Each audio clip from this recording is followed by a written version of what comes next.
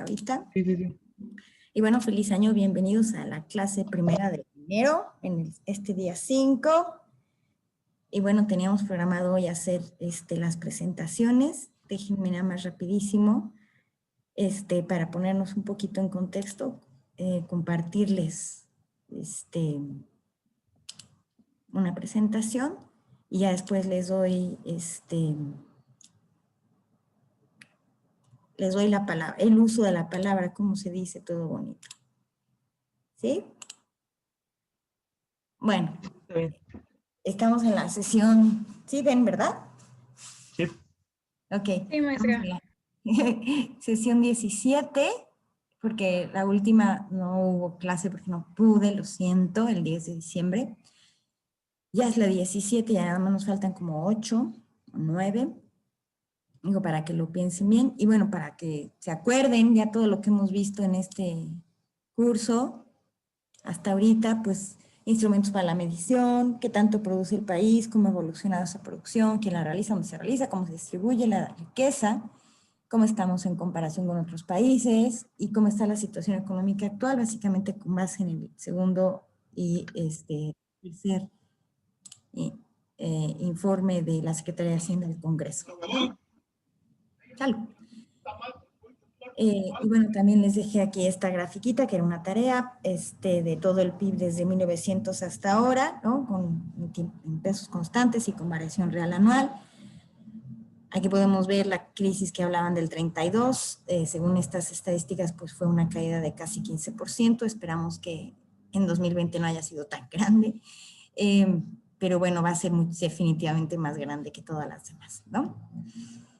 Y bueno, esto es como ha crecido y con la población total y el PIB per cápita en pesos también constantes, que pues ha sido una crisis que hemos tenido por acá, por acá, por acá, por acá. Pues ahí está la historia. Y luego empezamos a ver toda la parte de la historia económica del país y lo dividimos en estos 1, 2, 3, 4, 5, 6, 7 periodos y ya vimos 5, ya vimos hasta 70, 82, la última clase. A ver, permítame que dejen que pase el helicóptero.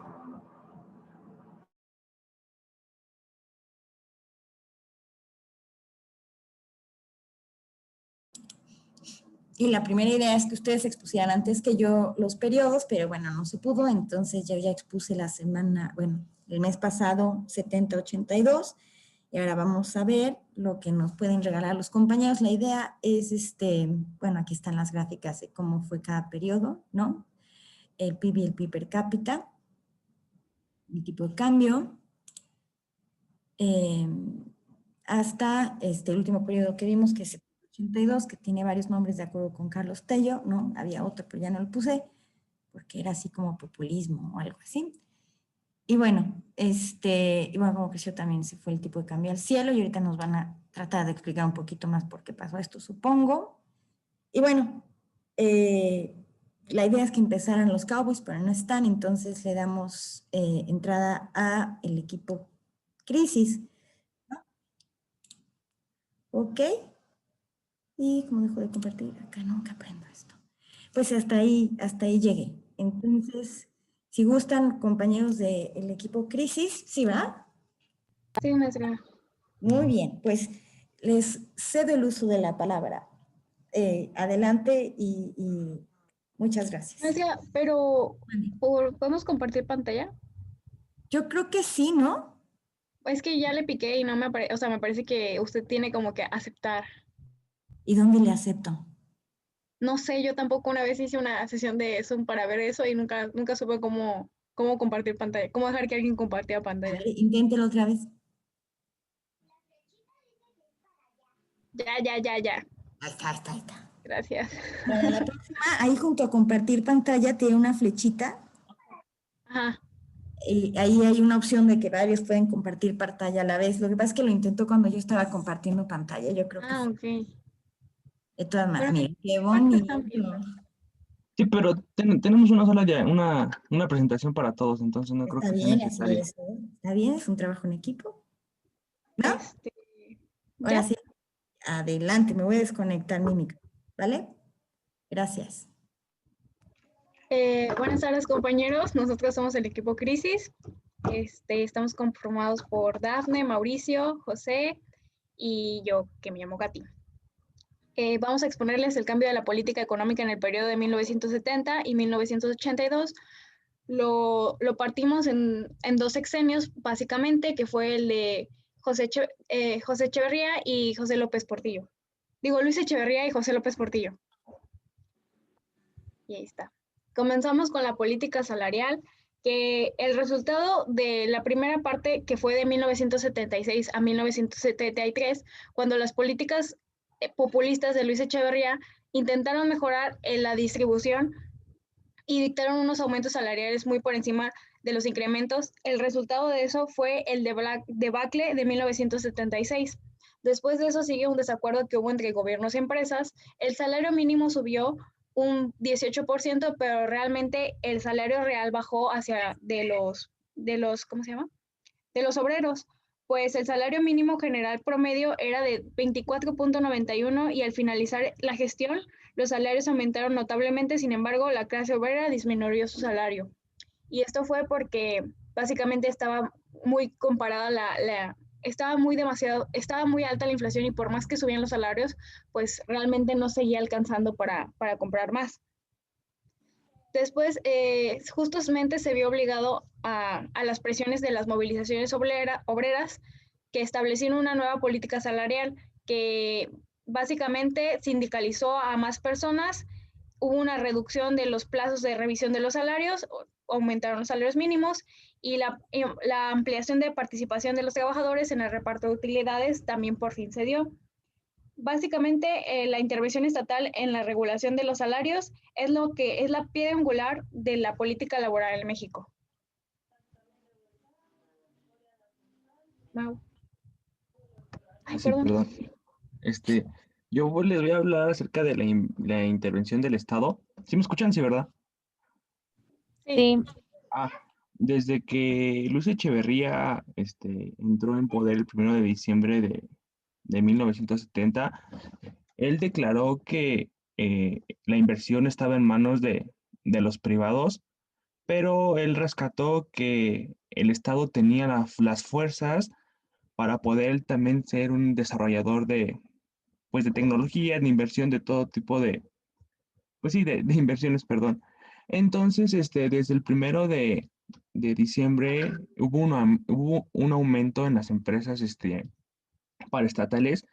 Como podemos ver en el fondo, de 1955 a 1970 había aproximadamente 272, perdón. Y después de ahí en adelante hubo una explosión y se empezaron a crear nuevas empresas, e incluso hubo apoyo a otras, a otras empresas privadas nacionales. Esto no fue bien tomado por los inversionistas, ya sean los extranjeros, pero creo que era muy mínima, y por otros, inversionistas nacionales. ¿Por qué? Porque esto simplemente rompía las reglas del juego, ya que como sabíamos, se sabía que el Estado no debía de intervenir en el mercado, porque podría hacer que los precios variaran y esto podría perjudicar pues sí, más que nada a los consumidores. Esto también jugaba un papel muy riesgoso, porque al tener tantas empresas paraestatales, eso involucraba un gasto muy alto, un gasto muy insostenible, ya que posiblemente puede ayudar a los consumidores. Más que nada estas empresas iban más involucradas hacia las personas que no contaban con suficiente ingreso para poderles ayudar y que el precio bajara.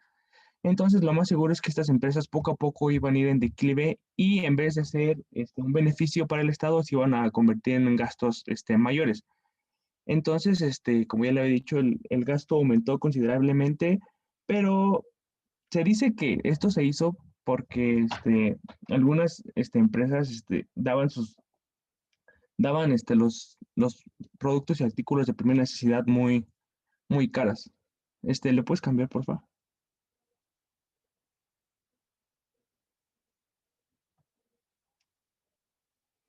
Bueno, les voy a hablar acerca del gasto público.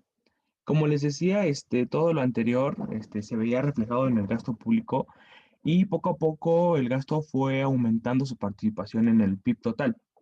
Se sabe que en este periodo se crearon muchos empleos en el sector público. Eh, bueno, les voy a leer, perdón, más o menos el número de personas. Nos dice que antes del 76, alrededor de 826,000, habían 826,000 personas. Después del periodo del 70 al 76, hubieron cerca de 1,315,000 personas involucradas en el sector público. Entonces, podemos ver que hubo un gran aumento de, de trabajadores. También nos dice que bueno, de las actividades donde más se vio involucrado este aumento fue el sector educativo, el cual era más de la mitad de los nuevos empleos. También vemos el caso del sector salud, del sector agropecuario y del sector de los energéticos. También nos menciona, bueno, la lectura donde sacamos la información, nos dice que por parte, estas inversiones eran muy bien tomadas porque eran sectores que se habían estado olvidando.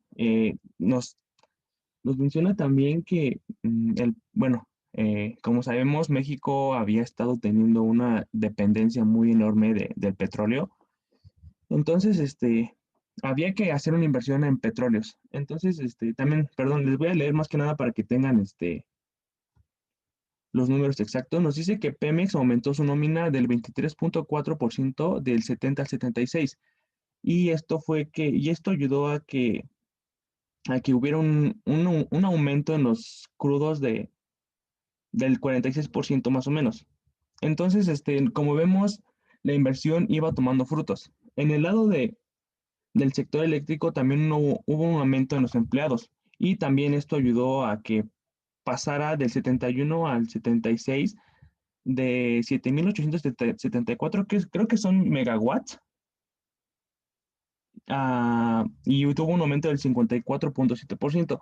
Bueno, el chiste es que nos dice que todas estas inversiones en estos sectores, obviamente hubo un aumento de empleos, pero ¿por qué es que no hubo tantos frutos como se había esperado? ¿O por qué este proyecto, por qué este plan tempranamente tuvo que fracasar? Y nos dice que esto se debe al exceso de mano de obra. O sea, sí estaba bien que estuvieran contratando más personal, pero el problema fue que contrataban en exceso. Por ejemplo, como vemos en la exposición, nos dice que el número de derecho habitantes del ISSSTE pasó de 11 millones en el 70 a 20 millones en el 76. Entonces hubo un aumento casi del doble. ¿Le puedes cambiar, por favor? Perdón, nada más por un dato. En el caso del sector educativo, nos dice que la mayor parte de los nuevos empleos no fueron a profesores, fueron a las zonas administrativas. Y pues es un gran problema, ¿no? Porque las zonas administrativas solamente van a ayudar a organizar. Y los que enseñan, pues siento que debió haber más inversión bueno, más empleos en estas actividades. ¿Le puedes cambiar, por favor? Ahora sí. Inflación, recesión y desarrollo. Eh, este tema es muy, muy debatible. Bueno, nos menciona la lectura, porque para muchos no se debía de combatir la inflación con la recesión, porque como sabemos, cuando un país entra en recesión, siempre hay un paquete de rescate por parte de las organizaciones internacionales, perdón, y obviamente te dan un apoyo económico, pero también se te pide tener una nueva organización pues de tu, ay, perdón, se me fue el nombre. No, te necesitas cambiar tu forma de organizar y de producir ay, se me fue, de organización, perdón. Pero esto no fue tomado porque había un desastre dentro del país, tanto en el mercado como, como en los productos, en la inflación. Entonces, decidió mejor atacar la inflación con más productos. ¿A qué se refiere? Pues así como lo dicen, los productos de primera necesidad, que era lo que buscaban, invertir, invertir, invertir para que hubiera más productos y la inflación pudiera bajar. pero esto no dio frutos porque nos dice que los planes y los proyectos fueron tomados a la ligera o no fueron desarrollados con el planteamiento necesario y además no podían florecer porque el Estado tenía muchos gastos, muchos gastos. Entonces, esto fue el principal problema, o bueno, es lo que nos maneja la lectura del por qué no se pudo contraatacar la recesión con más productos de primera necesidad. Y como vemos, en el 70 al 72 como que la inflación se va manteniendo. Después de ahí hay pues un aumento en la inflación. Y creo que casi siempre en todos los ciclos, siempre hay una mejora, pero para volver a tener una caída mucho más grave. Entonces, como vemos, del 75 al 76 pues sí hubo un aumento muy, muy grande de la inflación. Y le puedes cambiar. No, creo que sí, ya es todo. No, ese es mío. Bueno, no, les voy a hablar acerca del sector privado. Bueno, nos mencionaba que había pues unas relaciones muy, muy conflictivas entre el Estado y los inversionistas, porque, pues como sabíamos, bueno, el Estado se estaba metiendo ya demasiado, pues en las decisiones del mercado. Entonces, esto hacía que los inversionistas tuvieran pérdida de confianza. ¿Y cómo se caracteriza esta pérdida de confianza? Pues obviamente no hay un estancamiento de inversión y hay una gran fuga de capitales. Perdón. Lo que también nos menciona es que todas las políticas que se estaban tomando en el sexenio de Echeverría atentaban pues contra la iniciativa privada. Eso también nos dice que todas las problemáticas que se estaban generando no eran muy viejas y que podían estas presentar un reacomodo sin la necesidad de dañar tanta la economía, pero las decisiones que se tomaron no fueron las correctas. Eh, Nos menciona también que según Coparmex, creo, no me acuerdo cuál era el nombre de la institución, nos dice que con Echeverría hubo una ayuda a los inversionistas privados nacionales, porque les ayudó, pues, como les había dicho, con los subsidios. Pero bueno, esto perjudicó mucho porque los precios fueron bajando, pero también con esto bajó demasiada la competencia. Entonces, los productos fueron siendo un poquito más, pues más, no tan buenos. También nos menciona acerca de la política monetaria. Esta más que nada siempre se encargó de cuidar el precio del dólar, pero desgraciadamente esto era más que nada inyectando dólares a la economía y simplemente estaba creando una burbuja porque pues la economía no mejoraba, lo único que hacíamos era inyectar dólares para que hubiera más en el mercado y así podrían bajar sus precios. Y como lo había mencionado la compañera al inicio, la política salarial también jugaba un papel muy importante, porque sí, hubo un aumento en el salario, pero había inflación. Entonces, lo que se buscaba era que el poder adquisitivo pues ya no disminuyera, sino que fuera aumentando un poquito más. Y creo que eso ya es toda mi parte.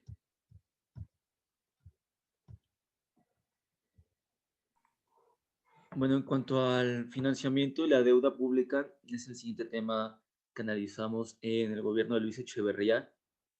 Bueno, lo primero que hay que decir es que los años 70 para México es una etapa donde el modelo de importación, de sustitución por importación, de industrialización por sustitución de importaciones, se empieza a desgastar.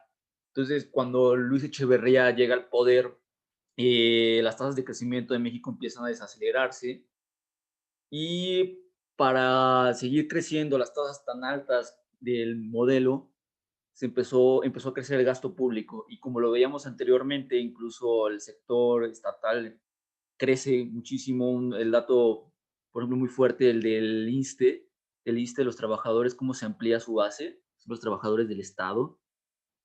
Y el gobierno mexicano recurre al gasto público para seguir creciendo. Políticamente no podía dejar de tener esas tasas el gobierno para legitimizarse. Y aquí, bueno, el primer tema que podemos hablar es el problema fiscal, estructural mexicano. Luis Echeverría intenta hacer una reforma fiscal para ampliar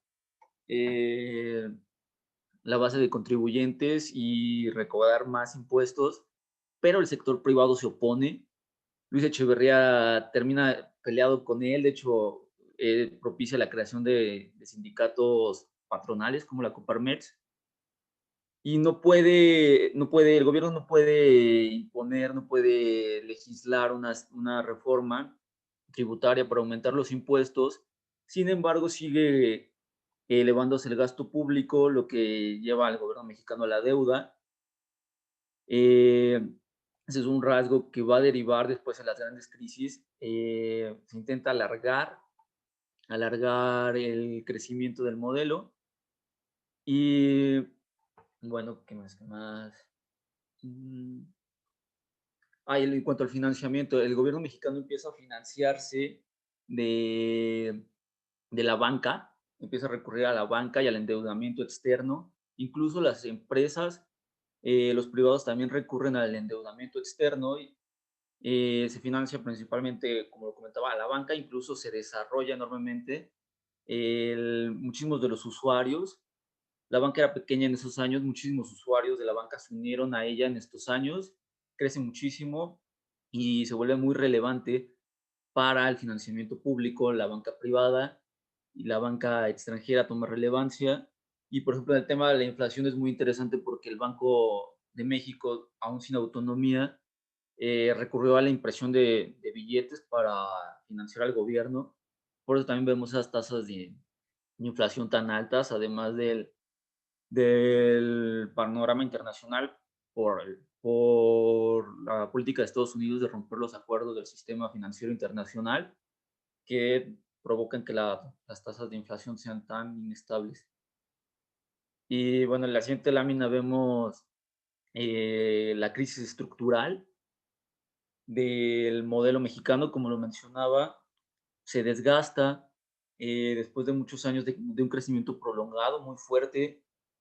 Vuelve a la industria local poco competitiva al estar cerrado el mercado y al ser el gobierno un ente tan proteccionista, que incluso como veíamos en una de las gráficas anteriores, el nivel de empresas estatales, de participación estatal se incrementa, se dispara, porque el gobierno decidió, en lugar de cambiar el modelo, profundizar en él con mayores recursos, en este caso recursos que adquirió con deuda, profundiza en el modelo y por eso crece estatalmente el gasto público, la participación de la economía, se sigue impulsando. México sigue creciendo, pero tenemos reducciones y tenemos la primera crisis del modelo.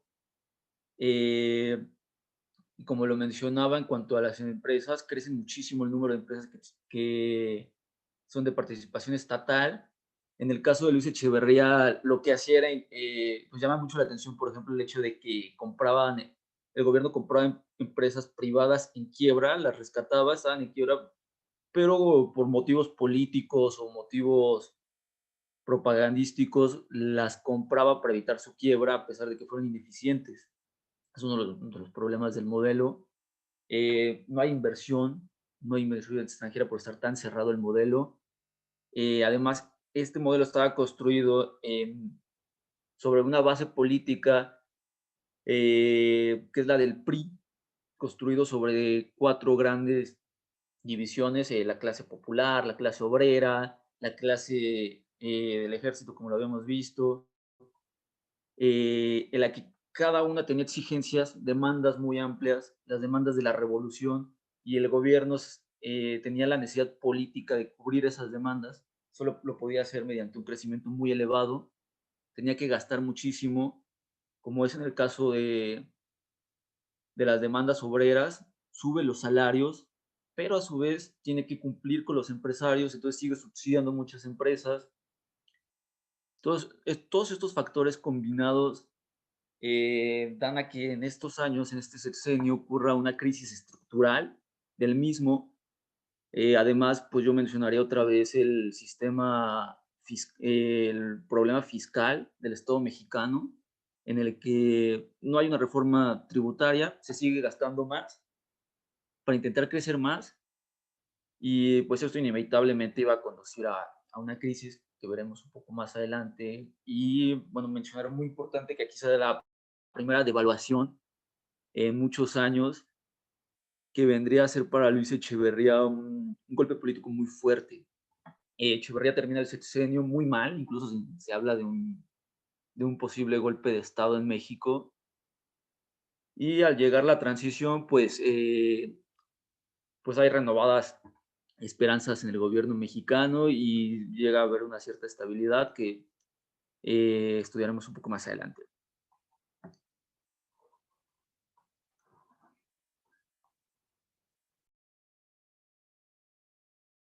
Después seguimos con el sexenio de José López Portillo, que fue de 1976 a 1982, y la siguiente es tuya, Mauri.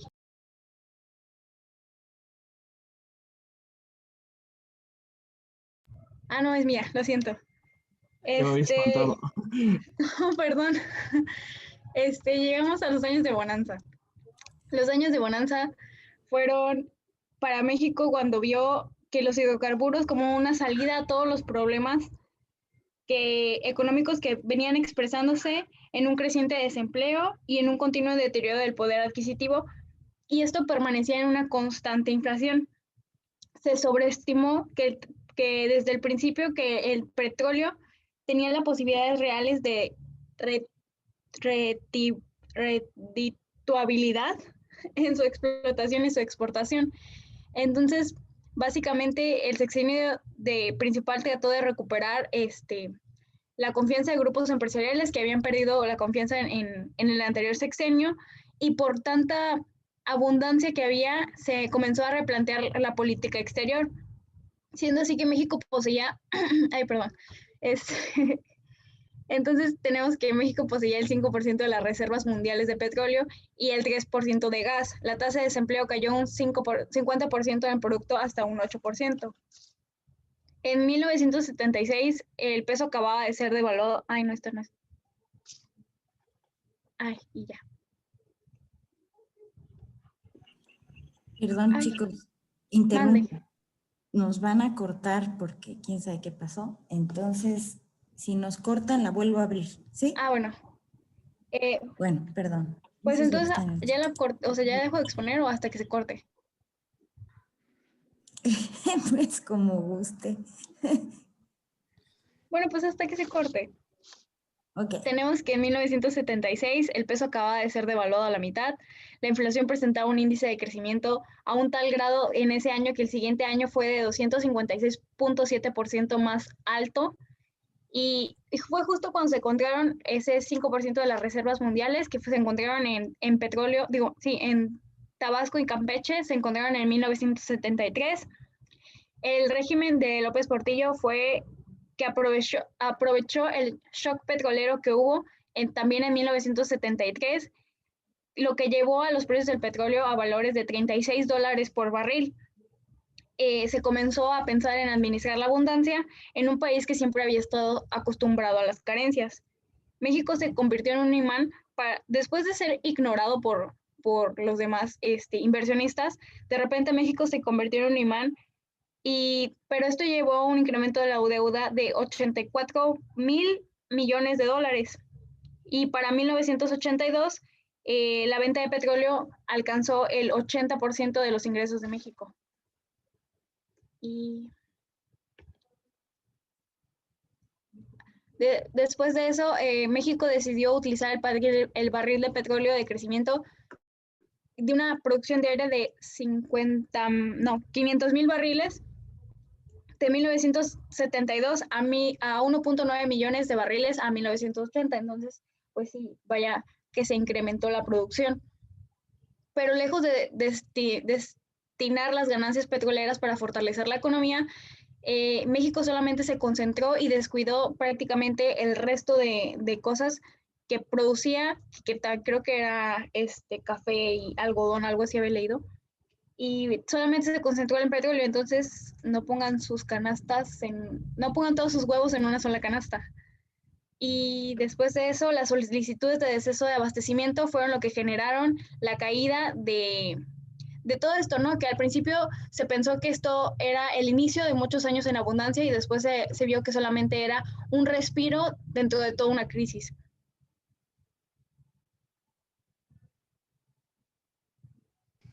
Ok, bueno, yo les voy a hablar de la crisis financiera de 1982. Esto sucedió durante el mandato de Porfirio. En